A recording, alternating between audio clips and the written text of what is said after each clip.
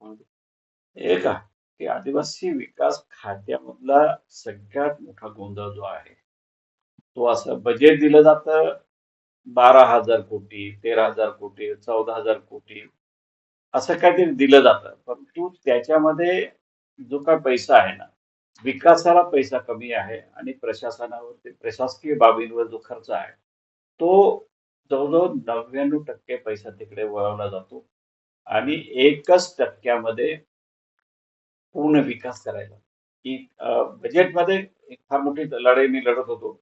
आणि दादा त्यावेळेला हे होते, अर्थमंत्री होते आणि मी सगळ्यांना समजवूनच सांगतो.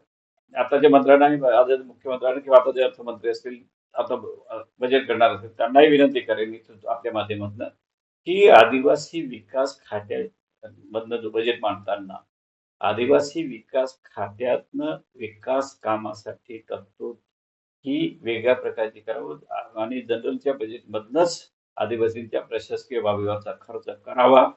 ही फार मोठी लढाई आहे आणि ती लढाई आजचे आमदार लढत नाही.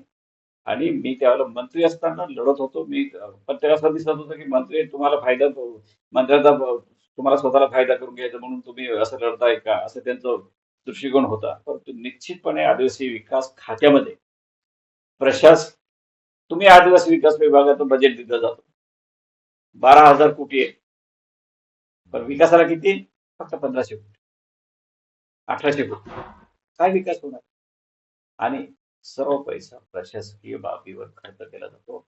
आश्रमशाळेतलं जे बिल्डिंग असेल, शिक्षक असेल, इतर डिपार्टमेंटला जनरलच्या बजेटमधनं शिक्षकांचे पगार असतील, बाकीचे पगार असतील, आदिवासी विकास खात्यामध्ये शिपाईपासून तर शिक्षक, कमिशनर पासून सगळ्यांचा पगार काढण्यासाठी आदिवासी विकास खात्यामधला बजेटचा पैसा वापरला जातो.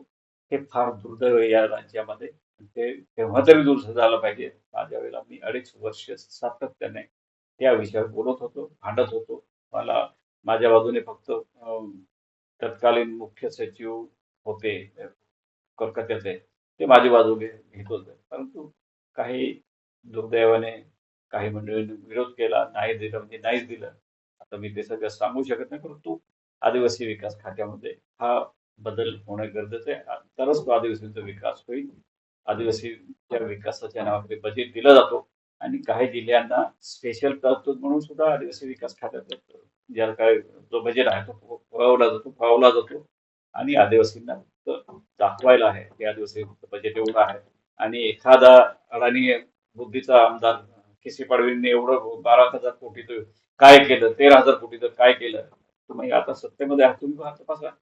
तुमची जर बुद्धी चालत असेल तर 2 वर्ष होत आले तुम्हाला, तुमच्या एक शब्द निघत नाही बजेटवर. मग असे असे आमदार काय कामाचे? शेवटी सत्तेमध्ये मी 35 मला कोणी जर मला अजूनही तुम्ही मंत्री होता म्हटलं 2.5 वर्ष, 35 वर्षात 2.5 वर्ष फक्त मंत्री होतो. आणि त्या 2.5 वर्षात सुद्धा कोरोना आला.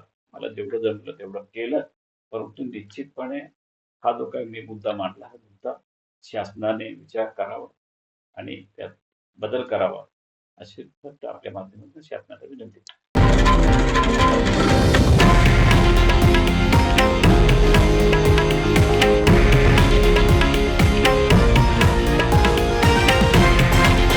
हे आहे देशातील नंबर 1 न्यूज नेटवर्क आणि आपण पाहत आहात TV9 मराठी, एकमेव.